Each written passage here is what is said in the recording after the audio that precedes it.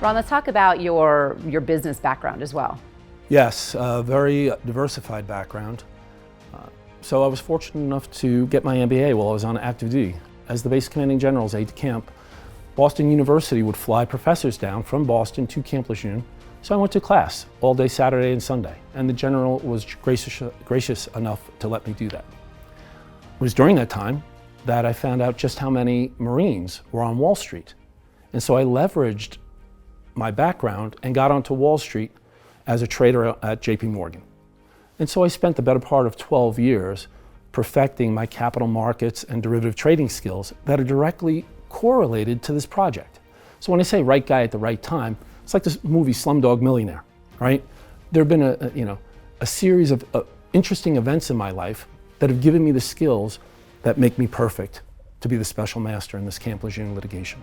So how did you get from Wall Street to law school? Interesting story.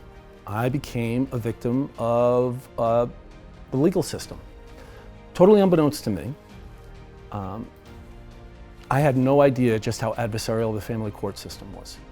And during an adversarial divorce, an attorney decided it would be a good idea to give my wife a tactical advantage in financial negotiations to file a restraining order against me. So my first dance with the legal system was trying to prove my innocence to see my kids. So I wrote a book, Restraining Order 911, sold about 10,000 copies, and it was the top 10 tips to keep somebody out of jail until they could prove their innocence. And I created a directory called the Kids Come First Coalition, had about 5,000 people that were dedicated to identifying and promoting collaborative divorce professionals. So that was my first foray into the legal services industry. Which obviously you're like, well, I got to go be an attorney. So I went to law school. Okay. And I quit after the first semester. And the reason I did that is because I got the chance to look behind the veil. And there's this book. It's called Black's Law Dictionary. It's ridiculous. It's like this thick. It cost like $350 at the time. And I was in my first class, and the professor said, bring out your book, and we all sat the book on the table. And he said, the reason we wrote that book is to create a new language so we can charge people money. Thank you very much for telling me the truth. Because no wonder I don't understand any legal document I read. That's by design. It's gobbledygook to charge you by the hour.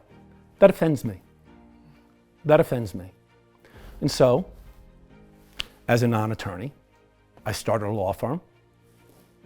I took about $9 million in principal capital, borrowed another $9 million, and sold the law firm for $40 million in less than a year.